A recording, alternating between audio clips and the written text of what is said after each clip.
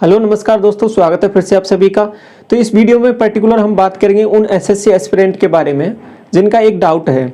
Doubt क्या है कि उन्हें एसएससी सीजीएल की जो प्रिपरेशन है वो जॉब के रहते हुए जॉब के साथ साथ करनी चाहिए या फिर जॉब को छोड़कर अलग से एसएससी सीजीएल के लिए टाइम देना चाहिए, जिससे वो एक बार में अच्छे से एग्ज़ाम को क्रैक कर सके, कम से कम टाइम में एसएससी सीजीएल को निकाल सके।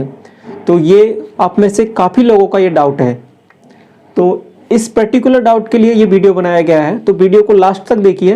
तो इसमें आपको काफ़ी कुछ सीखने को मिलेगा और आपका ये जो पर्टिकुलर डाउट है वो आपको बिल्कुल क्लियर हो जाएगा। ठीक है, तो चलिए वीडियो को स्टार्ट करते हैं। तो सबसे पहले मैं अपना सजेशन देना चाहूँगा कि मेरे अकॉर्डिंग जो एसएससी सीजीएल की प्रिपरेशन है वो जॉब के साथ साथ रह के कर सकते हैं, आप आसानी से बिल्कुल कर सकते हैं, क्योंकि आपके पास जो टाइम होता है, जैसे कि उसके नोटिफिकेशन निकलता है और उसके जो एग्ज़ाम के बीच में टाइम होता है, मिनिमम आपको 6 मंथ्स आपको मिलते हैं, 6 महीने आपको कम से कम तक टाइम मिलता है कि जब भी आपका नोटिफिकेशन निकलता है उसके एग्ज़ाम तक, मतलब टियर 1 के एग्ज़ाम तक आपको कम से कम 6 महीने का आपको टाइम मिलता है। और आपको जैसा कि पैटर्न पता ही होगा कि आपके 4 सब्जेक्ट आते हैं। तो पहला हो गया इंग्लिश, दूसरा हो गया मैथ, तीसरा हो गया आपका रीजनिंग और चौथा हो गया जीके। तो जीके और रीजनिंग है, ये 2 पोर्शन है आपके केवल टियर 1 में आते हैं और ये 2 पोर्शन की आपको प्रिपरेशन करनी है अच्छी तरीके से, क्योंकि यही आपके टियर 2 में आएंगे और टियर 1 में इनका वेटेज रहता है। तो इन 2 पे आपको फोकस ज़्यादा करना होता है। अब ये इनको आप जितना पढ़ो उतना, जीके का तो है जो है ही, रीजनिंग को आप आसानी से भी कर सकते हैं, कोई दिक्कत नहीं है इनमें, इन 2 पोर्शन को आप। लेकिन मैथ और रीजनिंग इंग्लिश को मैं बात करूँ तो आप 6 महीने आपके लिए बहुत है, आप जॉब के साथ साथ आसानी से इनकी प्रिपरेशन कर सकते हैं और उसके लिए कोई दिक्कत नहीं है, बड़ी बात नहीं है। आप 2-2 घंटे भी निकालते हैं, 2-2 3-3 घंटे भी आप इसमें निकालते हैं तो इनको आसानी से आप कर सकते हैं। आपके पास लंबा टाइम है और जैसे आपके एग्ज़ाम आती है थोड़ा टाइम बढ़ा भी सकते हैं, तो इससे आपका ये कंप्लीट हो जाएगा। दूसरी चीज़, अगर आपके मन में ये ख्याल आ रहा है कि हम इसकी तैयारी जॉब को छोड़ के करें तो फिर कैसा रहेगा, तो देखिए उसका भी मैं आपको सब कुछ बता देता हूँ क्लियर कि क्या क्या आपको दिक्कतें आएंगी उससे। अगर पहली पॉइंट तो ये है कि यदि आपके पास फाइनेंशियल कोई प्रॉब्लम नहीं है, ठीक है, फाइनेंशियल प्रॉब्लम का मतलब कि घर से पैसे की कोई दिक्कत नहीं है, आप पे कोई बर्डन नहीं है कि आप फ्री हो, आप कर सकते हो तैयारी, घर से कोई पैसे की कोई दिक्कत नहीं है, तो ये ऑप्शन हो सकता है आपके ऊपर। दूसरी चीज़ ये है, लेकिन यदि आपके पास फाइनेंशियल प्रॉब्लम है 1 साल 2 साल के, तो आप ठीक है, लेकिन उसके बाद आपको पैसे की ज़रूरत है, तो मेरे अकॉर्डिंग बिल्कुल जॉब छोड़ना बिल्कुल मूर्खता है। जॉब को बिल्कुल नहीं छोड़ना है, जॉब के साथ साथ आपको इसकी प्रिपरेशन करनी है। ठीक है, तो दूसरी चीज़ होती है इसमें थोड़ा टाइम लगता है, इससे जो भी गवर्नमेंट जॉब होती है उसमें पर्टिकुलर टाइम लग जाता है। कोई भी चीज़ रिजल्ट आने में टाइम लग गया, उसकी प्रोसेस में टाइम लग गया, या फिर कोई जैसे फिलहाल कोरोना आ गया, तो ऐसा कुछ भी आ जाता है, तो सबसे ज़्यादा डिले एग्जाम से होती हैं आपकी, उनके बाद में उनका रिजल्ट जो है आपका वो भी डिले होता जाता है। प्रोसेस कहीं ना कहीं जो 1 साल का था वो 2 साल 3 साल 4 साल भी खिंच जाता है। ठीक है, कई एग्जामों के ऐसे प्रोसेस है 5-5 साल भी लगे, 6-6 साल भी लग जाते हैं और उनके अभी तक वेटिंग लिस्ट भी निकलती रहती है और बाद में उनका रिजल्ट क्लियर होता है। तब तक वो बंदे जो उसमें लगे हुए थे वो कहीं और ही सेटल हो जाते हैं, तो ये भी होता है इसमें।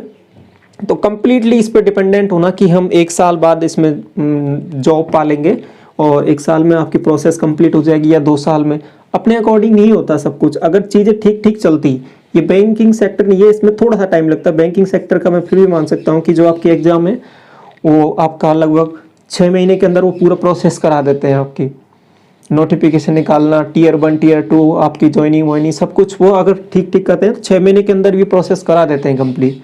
लेकिन इधर टाइम लगता है, 6 महीने में नोटिफिकेशन आया, उसके बाद 6 महीने बाद एग्ज़ाम होती है, तो इसलिए टाइम लगता है यहाँ पे। तो इसलिए जॉब छोड़ना कहीं ना कहीं समझदारी बिल्कुल नहीं है। तो दूसरी चीज़, अब जॉब छोड़ने के बाद में आपको कितना फाइनेंशियल लॉस हो रहा है उसके बारे में थोड़ा डिस्कस कर लीजिए। तो मैं सबसे पहले आपको 2018 के बारे में थोड़ी सी ब्रीफ इन्फॉर्मेशन दे दूँ यहाँ पे, कि जो आपका एप्लीकेशन स्टार्ट हुआ था वो मई में स्टार्ट हुआ था 2018 में। मई 2018 में आपका फॉर्म स्टार्ट हो गया। अब देखिए एग्ज़ाम हुआ है इसका बिल्कुल 1 साल बाद, 1 साल बाद मतलब जून में आपका एग्ज़ाम हुआ है, 2019 में हुआ है 1 साल बाद। ठीक है, हो गया, कोई दिक्कत नहीं है। सितंबर में आपका टियर 2 हो गया, आपको पता ही होगा टियर 2 टियर 3 इस तरीके से एग्ज़ाम होती है। टीयर 2 हो गया, फिर दिसंबर 2019 में ये हो गया, कोई दिक्कत नहीं यहाँ तक भी। अब जो इसका रिजल्ट है ये भी आ गया 2020 में, देखो फिर दोबारा 1 साल लगा दिया इन्होंने रिजल्ट देने में, केवल रिजल्ट देने में 1 साल लग गया यहाँ पे। अब स्किल टेस्ट हो गया यहाँ पे दिसंबर में, और जनवरी में आपका डीबी है, मतलब डॉक्यूमेंट वेरिफिकेशन हो गया, और ज्वाइनिंग का सब कुछ कंप्लीट हो जाती है प्रोसेस। उसके बाद कम से कम आप मानिए 3 से 4 महीने आपको ज्वाइनिंग में लगते हैं। तो अब देखिए कंप्लीट प्रोसेस 2018 में आपकी प्रोसेस स्टार्ट हुई थी, और अब ये हो जाएगा आपका 2021 के मिड तक आपको ज्वाइनिंग मिलेगी।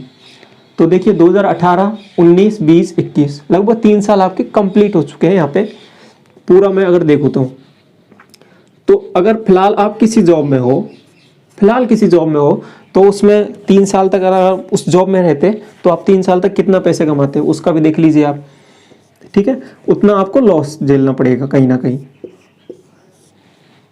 और अगर यदि आप उसके साथ साथ तैयारी कर रहे होते तो आपको कोई दिक्कत नहीं होती, मेंटल प्रेशर भी नहीं होता कि हमने जॉब भी छोड़ दी और उसके बाद तैयारी ठीक से नहीं हुई, इस तरीके से कुछ प्रेशर नहीं रहता उसमें।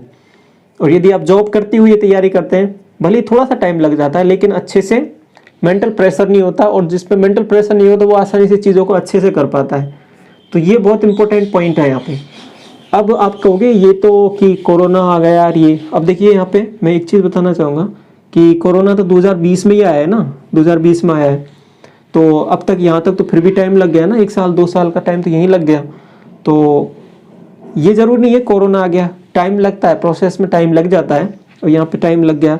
तो फिर भी लगभग कम से कम माने, अब से कोरोना कुछ भी नहीं आए तो फिर भी कम से कम जो टाइम है आपका 2 साल तो आपका लगता ही लगता है, ठीक है। अब कुछ भी नहीं है, सब कुछ प्रोसेस स्मूथली चलता रहे, चलता रहे तो भी आपका टाइम 2 साल तो कम से कम लगता ही है इसमें एसएससी में सीजीएल जैसी पोस्ट के लिए आपको कंप्लीट कराने के लिए।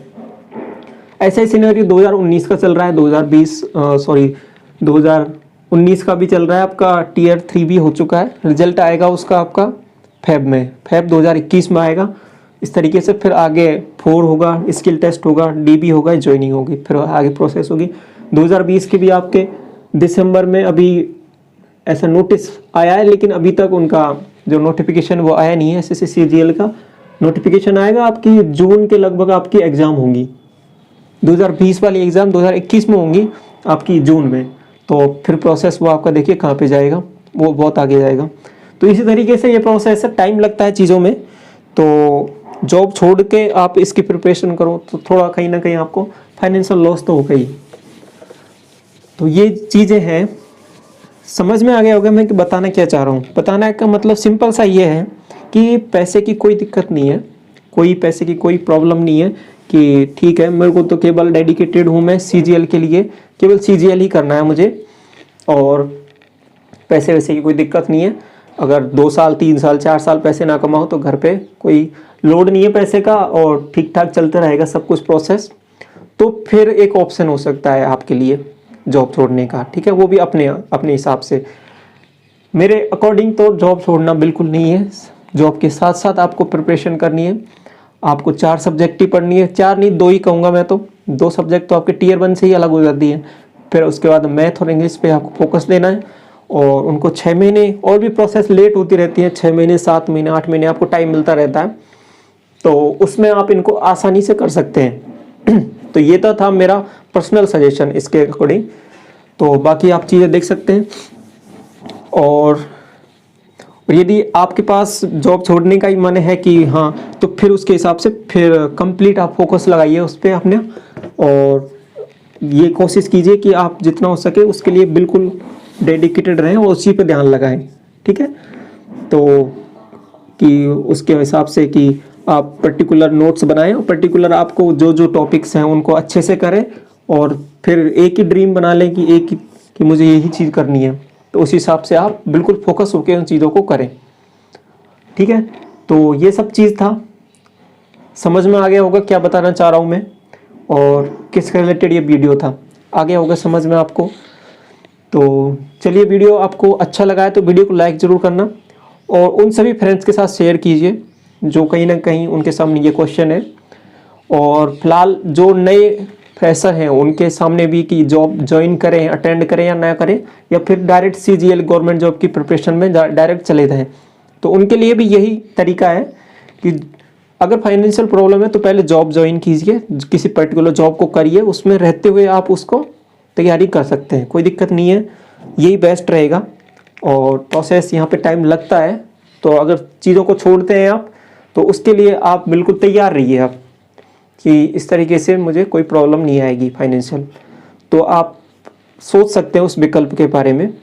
नहीं तो चीज़ें, और तैयारी के साथ साथ भी बहुत बंदों ने आपके एग्ज़ाम निकाला है, ऐसा कोई ज़रूर नहीं है कि आपको एग्ज़ाम निकालने के लिए किसी जॉब को छोड़ना ही पड़ेगा, उसके बाद में आपको तैयारी अलग से करनी पड़ती है। जॉब के साथ साथ भी बंदों ने इसको क्रैक किया है, तो ऐसा कोई ज़रूरी नहीं है कि जॉब छोड़ना ही एक कंपलसरी है, जॉब के साथ साथ भी आप कर सकते हैं।